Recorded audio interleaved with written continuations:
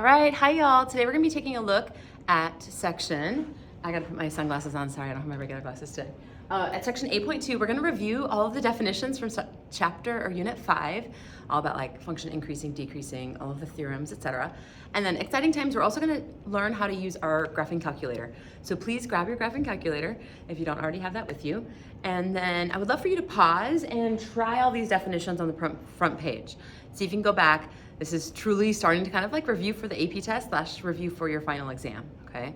So I'm gonna pause. I'm actually gonna put the final answers up just so we can talk through them and I don't have to like write them all out. All right, so let's see how this goes. Okay, so first thing, critical point, right? A critical point of F. A critical point of F will be when F prime equals 0 or when F prime is undefined. Okay, so that's the definition of a critical point. F is increasing when F prime is positive, right? Or F prime is greater than 0. F will be decreasing when F prime is negative or F prime is less than 0. Okay. F has a relative minimum. That would be when F prime changes from negative to positive, right? The function would have been decreasing to increasing, and that would mean the derivative would change from negative to positive. Right? Has a relative max. F has a relative max when F prime changes from positive to negative. Okay. 6, f of x can have an absolute min or max at critical points or at end points, right? We'll show that we'll consider all of those candidates. We'll put those in a table, and then we'll state that min or the max value, which is always the output, the y value. That's kind of hitting at the extreme value theorem. Next thing I want to talk through, points of inflection. So let's do points of inflection. So points of inflection came next. And so here's points of inflection. Remember that F will have a point of inflection, F will be concave down. That would be when the second derivative, F double prime, is negative. And then similarly, that would be when F prime is decreasing, right? So it doesn't matter what order you write those in, but F prime is decreasing, F double prime negative, F concave down. F concave up, that would be F double prime positive, F prime increasing. And F has a point of inflection, that would be when F double prime changes sign, and therefore also when F prime changes from increasing to decreasing or decreasing to increasing. Okay, the one that I updated recently, that I didn't have on the original, my answer key, so we need to do this here, is about the second derivative test. So when I looked back at all the rules, this was like the one rule that I hadn't included. So I wanted to make sure to include this here. So this one I'll have to write. So the second derivative test. So the first derivative test, that was what anything we were talking about, the minimums and maximums, that's what the first derivative test is. It's saying, hey, find your critical points, set equal to 0 and undefined, and then those will be your possible places you could have a relative min or a relative max, right? Now, what the second derivative test tells us is if we can find if the first derivative is equal to 0, we know we have a horizontal tangent line, okay? So if the second derivative equals 0, then we might have a minimum or maximum. To find out, we're gonna find the second derivative and plug in. So if the first derivative equals 0, so notice both of these candidates, or both of these statements talk about the first derivative equals 0. That means that there was a horizontal tangent line, right? So a horizontal tangent line is happening there at A. Okay, so imagine a horizontal tangent line.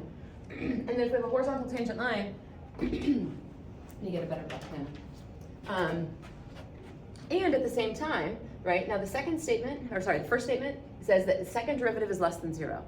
So if the second derivative is less than 0, that meant that the curve was concave down, right? So if you have a concave down and you have a horizontal tangency, that must have been a relative maximum, right? That would be a relative maximum.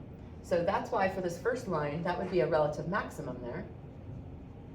And similarly, but opposite, if we have a horizontal tangency and the second derivative is positive, right? So second derivative is greater than 0, that would mean the curve was concave up. And so boom, at that horizontal tangency with a concave up curve, that would be a relative minimum. So hopefully that makes sense. Okay, and then all the theorems, right? So we have 3 value theorems. We have the intermediate value theorem, the mean value theorem, and the extreme value theorem. Right? So let's talk about those theorems. We know that for the intermediate value theorem, the function just has to be continuous. If you remember, the IVT is just like, okay, you started here, you ended here, and you hit every value along the way. So as long as the function is continuous, right, and then y is a number in between f of a and f of b, then there's at least one number c, such that if you plug in c, you're going to get every y in between, right? That's the intermediate value theorem. The mean value theorem is maybe the most difficult, because this one, the function had to be differentiable for all values on the open interval, and then f of x had to be continuous on all values on the closed interval. And then what mean value theorem said is that there must be at least one number such that the instantaneous rate, so f prime of c, would equal the average rate, f of b minus f of a all over b minus a. And then the extreme value theorem, so the extreme value theorem are all about the extremes, right? The absolute max and the absolute min. And so as long as the function is continuous, right, then we can guarantee that we'll hit an absolute max and an absolute min. Okay, so that's the three value theorems. And then I think if on your page, I think, oh, not quite to the next page, but the fundamental theorem of calculus. So I know actually maybe I'll write it out on your page since you need to write in those values. So fundamental theorem of calculus is, for the first part, right, if you're integrating from a to b along f prime, right, that would get us back to f. And then I was trying to say straight line evaluated from a to b, so if you could fill that in. And then that would mean you're plugging in b minus plugging in a, right? That's the first form of the fundamental theorem of calculus. The initial value problem, therefore f of b would equal, so that's where you're solving here for f of b. So that would be like, I need to add f of a to both sides.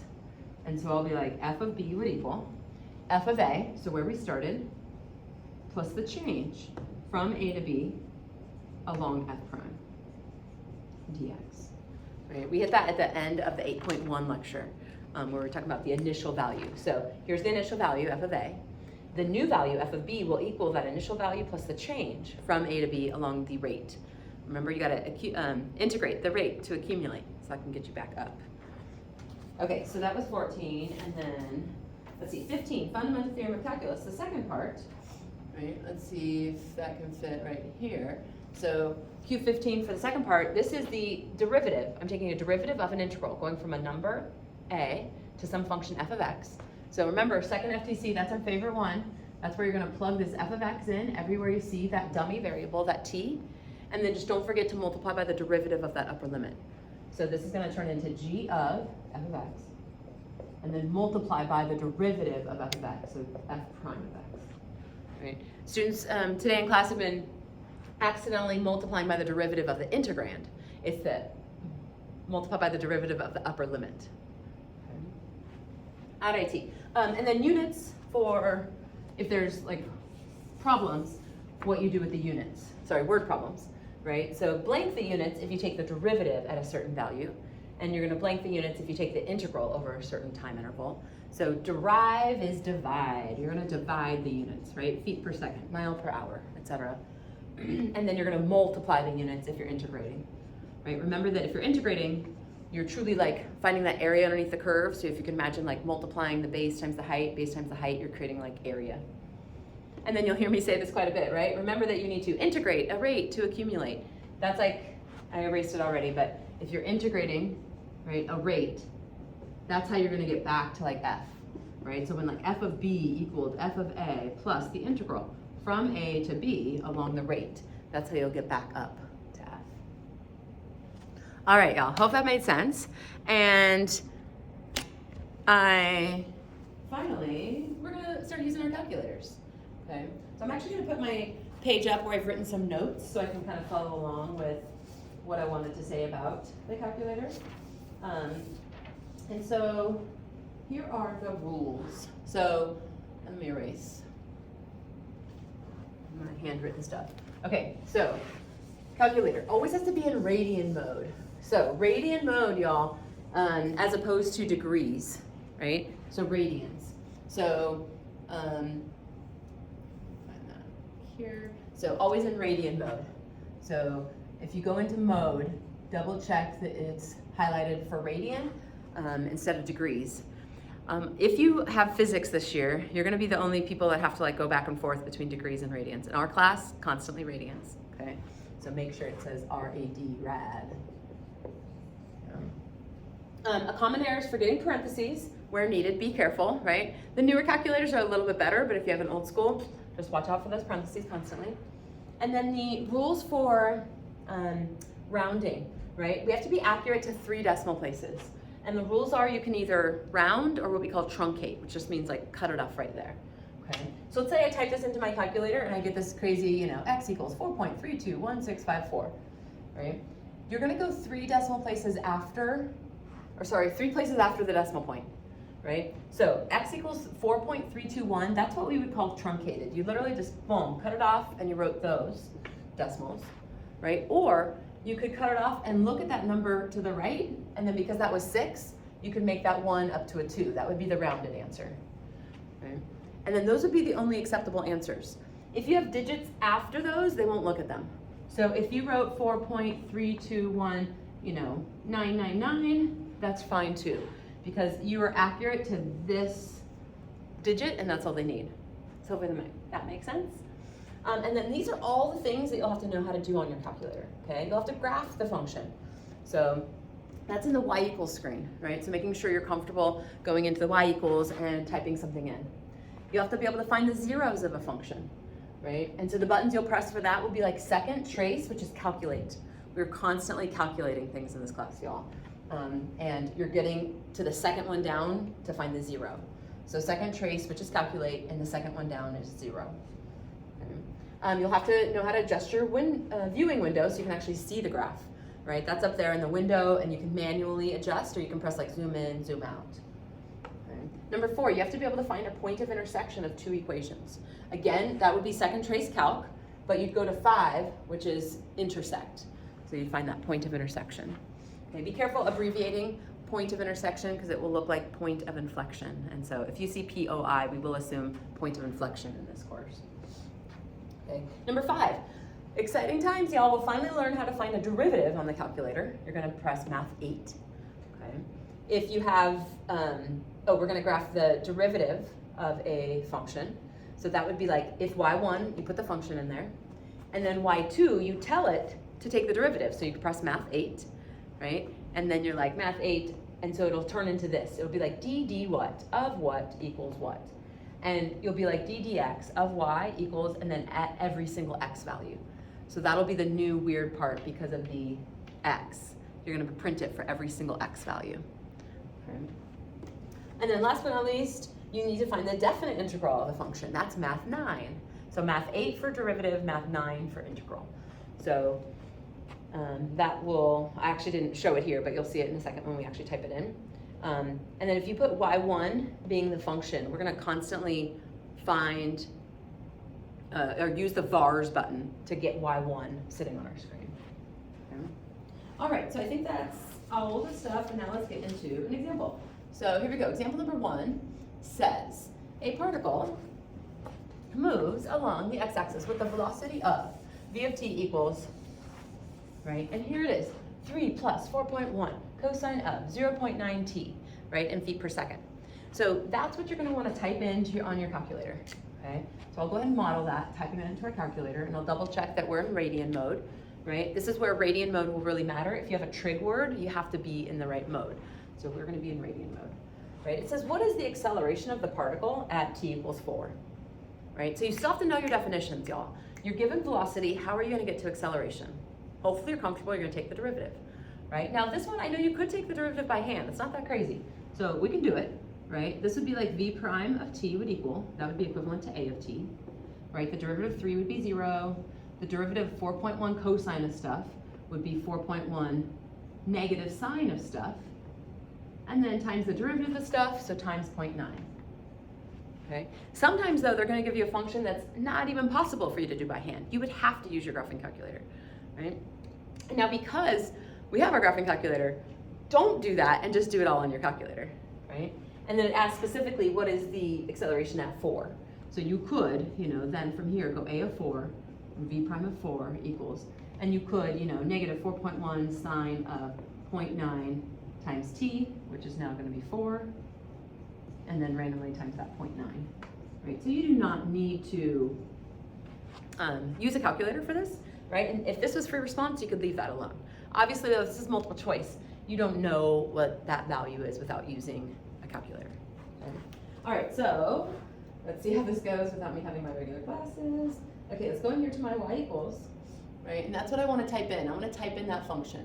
So I will be like, oops, 3 plus, oh, let's check our mode. So I'm going to press mode, and let's just double check that I'm in radian. Ooh, and glad I checked, because look, I was in degree. So if I press enter, now I'm back in radian mode.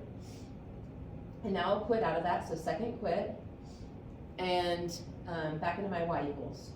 So y equals, I'll go 3 plus 4.1 cosine of 0.9, and then I'm just going to use x. I don't want to have to do alpha t, so I just put x in there.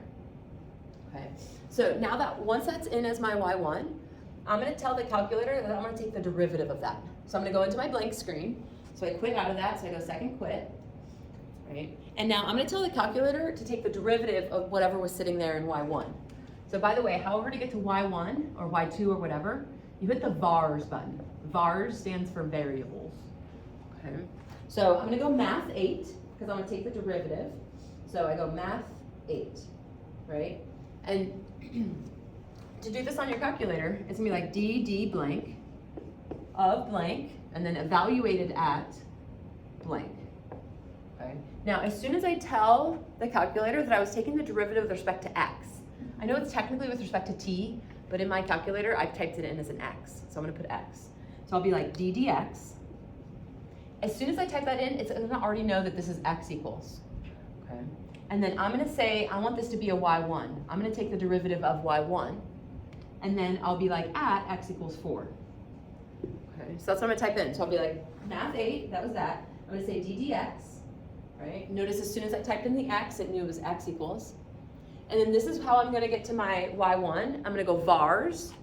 So vars first. You go over to y vars. So you press vars, which is right beneath the arrows. Right? And then go over to y vars, and you pick function, because we're working with functions. So y vars, and then you pick function. So we press enter. And then you pick the one you want, and we want y1. So press enter. So now it says d dx of y1, and then you got to tell the reader to take the, or tell the calculator to take the derivative at 4. So you're going to pop over there to 4, or pop over there, and you're going to say at 4. And then you're going to say equals. Right? So there it is. It's 1.632, right? So that would be an acceptable answer.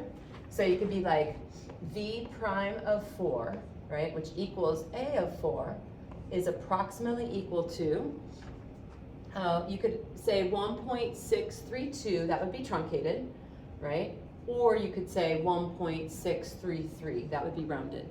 So those would be the two acceptable answers for that problem, okay? Now this is what's crazy, because you have access to your graphing calculator, y'all, you don't need to do any of this other work. This is literally all you'd have to write on your page.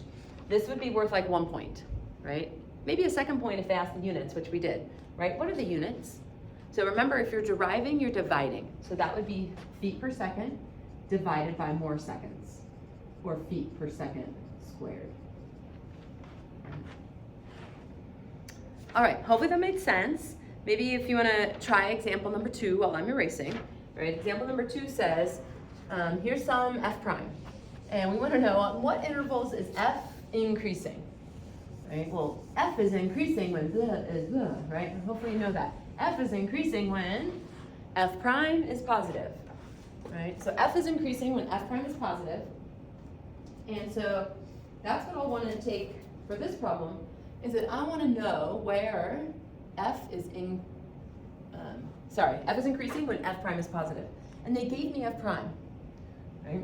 So I'm going to show you my work on this. I'm just going to tell you my strategy. So if they give me f prime, obviously I don't need to take a derivative or anything. I just want to know, right, f is increasing. I know the definition would be when f prime is greater than 0. So if you can imagine, if we can get a visual of what f prime looks like, then I can literally look to see where I'm above the x-axis. Okay. And so that's what I'm going to think. I'm going to graph f prime, right? And then C above the x-axis. That's kind of what I'm looking for. So let's go ahead and type that into our calculator, right? This is our f prime. So y equals, I'll clear that one out. This is sine of x to the third minus x. And I'll go ahead and graph. Now obviously my window looks a little crazy, right? Look at what this said. This only said from 0 to 2. I am way all over the place. So I'm gonna go in and fix my window so that I can only see, you know, maybe from like -1 to 3. Okay, so that's where I press window. And I'm gonna go from -1 to 3 for my x's.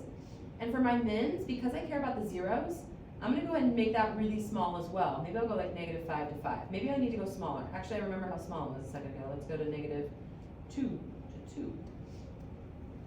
And now I can see a lot better of what's happening in there, right? So the power of controlling your window is a really important tool, right? And so this again was from 0 to 2. We wanted to know when f was increasing. So that would be when f prime was above the x-axis, and we graphed f prime, right? So hopefully you can tell that, you know, from here to here we're negative. Boom, from here to here we're positive. And so pretty much I'm looking for what these values are here to here. So I want to find those zeros, right? So again, the way you do that, you go second trace, calculate, and go to number 2, which is 0.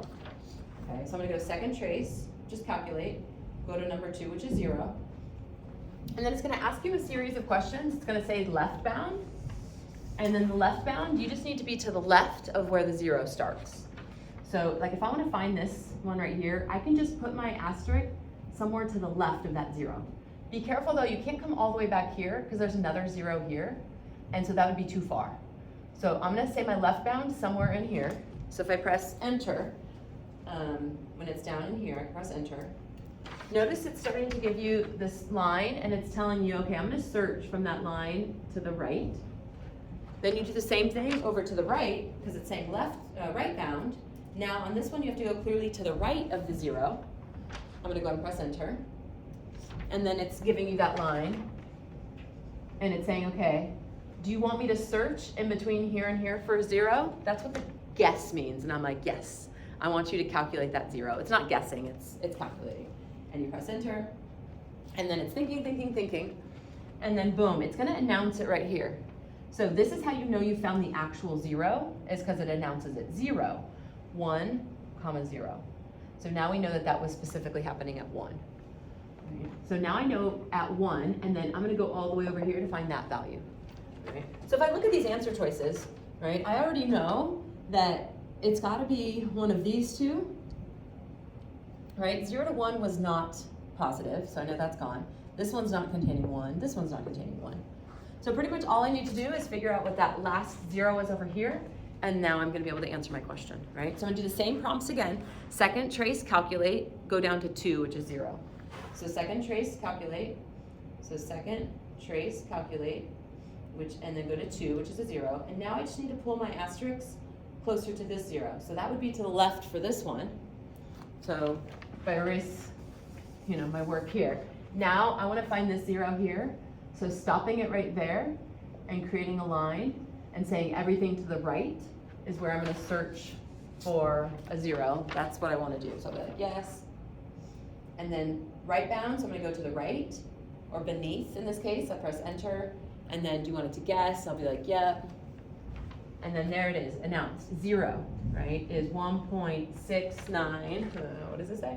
1.691, right? And so now I know that it was this one, 1.691, as opposed to, I bet that value, you know, was the 1.875. And so that's why this one is letter B. All right, I know there's a few more examples to go. I gotta go run and cover a colleague's class, so we'll stop this one here, and then I'll film one more on Monday for the rest of the lecture. All right, bye y'all. Have fun at Winter Formal, bye.